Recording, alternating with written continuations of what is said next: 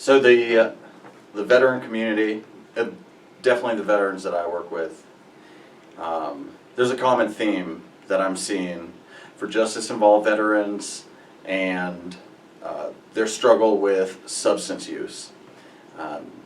My struggle, I have lived now for going on 11 years without using substances, illicit substances.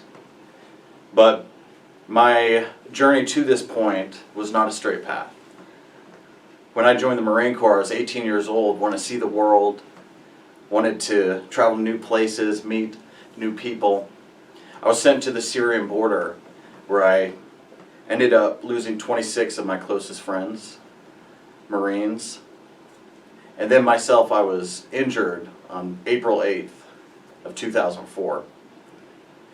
And at the lowest point of my life, as I'm dying on the sands of the Syrian border, the medic comes over and he shoots me up with morphine. And in that moment, I went from a sense of terror and drowning to a sense of peace. Every cell in my body welcomed this morphine and said, that's exactly what you need. And that feeling continued for the next 7 years. And it didn't matter how much I cared about my family or loved my friends, that became my priority in life.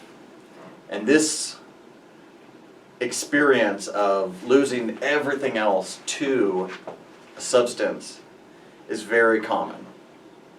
We see this with many veterans that are in the Veterans Treatment Court where I work now.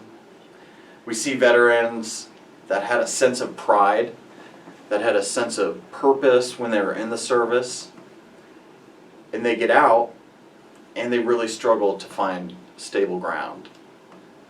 They struggle to find, what is my purpose now? That was my story for sure. 1 minute I'm in combat, I'm with my fellow Marines on a foot patrol. I have a very clear sense of right and wrong, of destiny in the future. Then the next minute, I'm blown up, looking at my leg torn open, shrapnel through my body, through my eyes, through my arms, 32 surgeries and told I'd never walk again. But I had opioids. And so I may have lost my fellow Marines, ripped away from them, sent to Walter Reed immediately. Within 24 hours, I was in a combat zone and back in Washington, D.C. It was wild. But throughout all of that, I had opioids. And that's the struggle that we see repeating itself. Be it opioids, be it meth, cocaine, whatever the substance is, it is just a symptom of a deeper suffering. That's what it was in my case, and that's the case for many of the veterans in our Veterans Treatment Court. The substance is simply a maladaptive way to cope with these feelings of loss, shame, guilt for being alive. I had lost my best friend, Chris Wasser, so he absorbed the brunt of the explosion. And it was an IED, an improvised explosive device. And it was packed into a trash can, and it was C4, razor blades, marbles.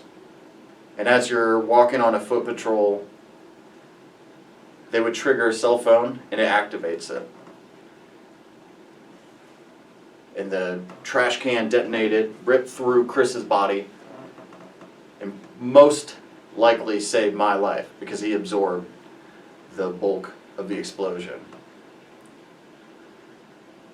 I have feelings of guilt to this day of why am I here and why is Chris not?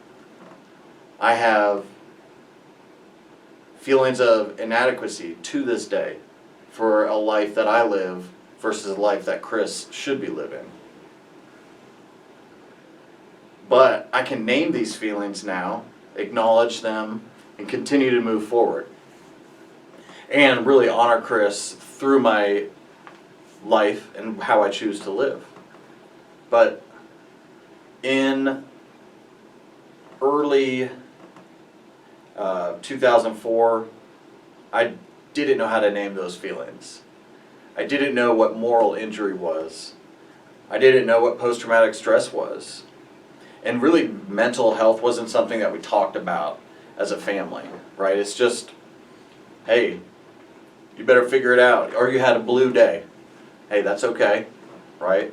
No one in my family could talk about mental illness, let alone taking a medication every day to address that. And again, that's just stigma. That was the stigma that my family didn't even realize they had. But they said, hey, just work harder, work through it. So I suffered for years with all of these things.